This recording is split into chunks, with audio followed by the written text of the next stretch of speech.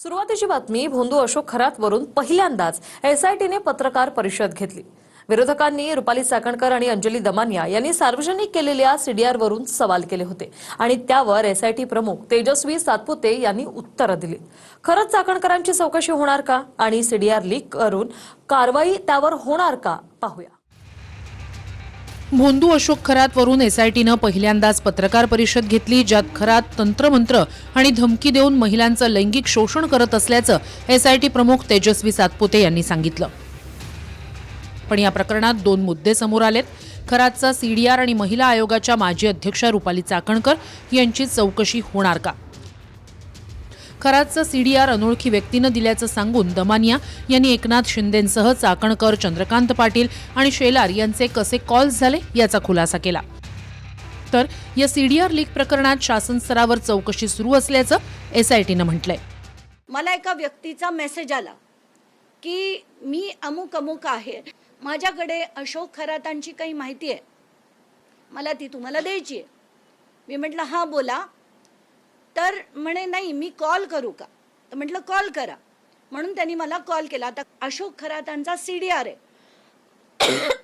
तो मला तुम्हाला द्यायचा आहे। प्रश्न विचारला मी की तुम्ही कोण?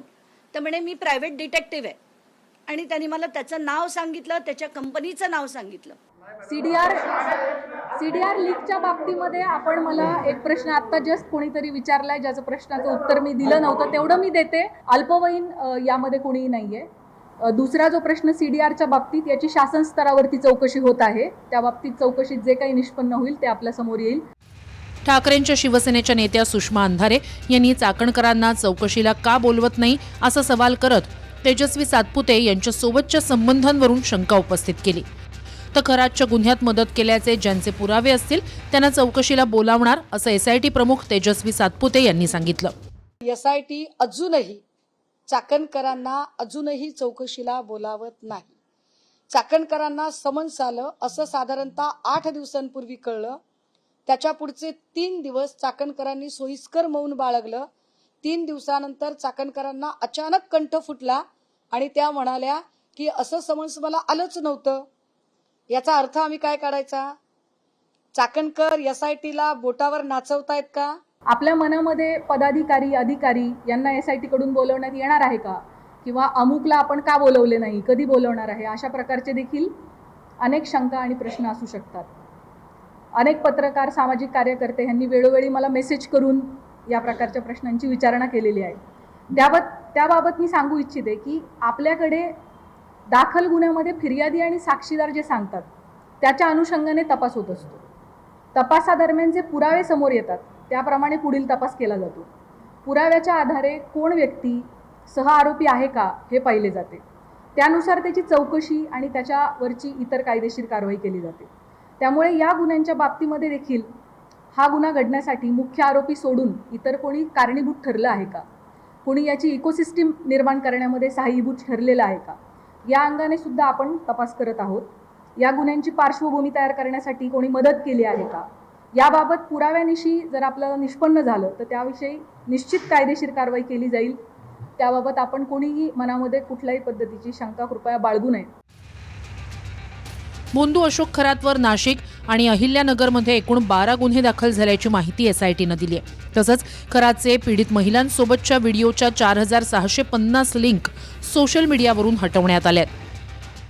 त्यातून आरोपी हा पीडित व्यक्ती आणि कुटुंबाच्या श्रद्धेचा गैरफायदा घेत होता, त्यांना भीती दाखवत होता, खडे, चिंचोके, रुद्राक्ष, पूजा विधी इत्यादी गोष्टींच्या माध्यमातून त्यांच्याकडून पैसा उकळत होता। अशोक खरात याच्या विरुद्ध नाशिक आणि नगर जिल्हा या दोन्हींमध्ये मिळून एकूण 12 गुन्हे दाखल झालेले आहेत, ज्यामध्ये अशोक खरात आरोपी आहे। आपली ही जी एसआयटीची सायबर टीम आहे तिने महाराष्ट्र सायबरच्या मदतीनं आतापर्यंत 4650 लिंक्स ह्या डिलीट करून घेतलेल्या आहेत।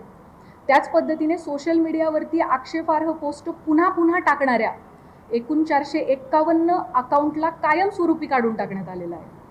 पीडितांचे आक्षेपार्ह व्हिडिओ प्रसारित केल्याप्रकरणी आतापर्यंत 2 गुन्हे देखील दाखल झालेले आहेत। सदरचे गुन्हे हे सातपूर पोलीस स्टेशन नाशिक शहर आणि कोपरगाव पोलीस स्टेशन अहिल्यानगर या ठिकाणी दाखल असून संबंधित घटकच त्याचा तपास करत आहेत आणि त्यामध्ये आजपर्यंत एकूण 6 आरोपींना अटक देखील करण्यात आलेली आहे.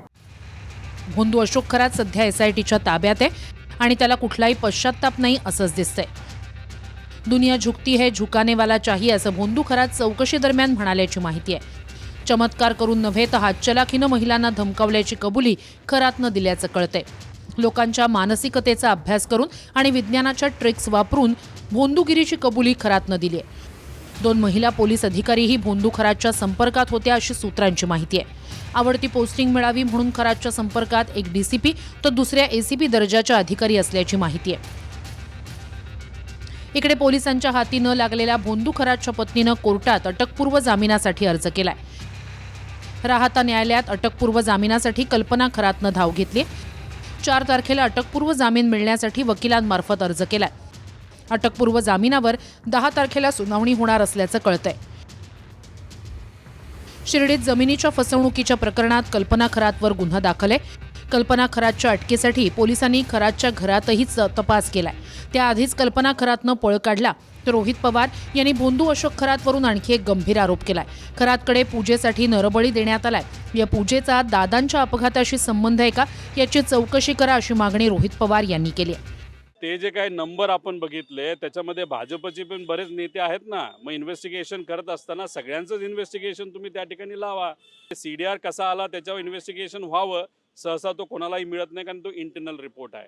पण ठीक आहे, त्यांच्याकडे तो आला, तो दाखवला, त्याच्यामध्ये काही नावं आली. आता मग तुम्ही इन्व्हेस्टिगेशन करत असताना फक्त पार्टी आणि चेहरा बघून न करता तुम्ही प्रत्येक व्यक्तीचं इन्व्हेस्टिगेशन त्या ठिकाणी करावं. आणि तिथं पूजेला कोण कोण आलं होतं, कशा प्रकारची पूजा झाली, आम्हाला हे कळालं की तिथं लोकांचा सुद्धा बळी दिला गेला असं कुठंतरी आम्ही ऐकलेलं आहे. मग तो कोणासाठी दिला गेला, त्याच्या मागे हेतू काय होता, अजितदादांच्या ॲक्सिडेंट मागे, त्या पूजेमागे आणि पूजा करणाऱ्याच्या हेतूच्या मागे काही संबंध आहे का, हे सुद्धा त्या ठिकाणी बघावं लागेल. रोहित पवारांचे आरोप गंभीर आहेत आणि खरातचा कसून तपास सुरू असल्याचं एसआयटीनं म्हटलंय. पवन येवलेसह चंदन पूजाधिकारी, TV9 मराठी, नाशिक.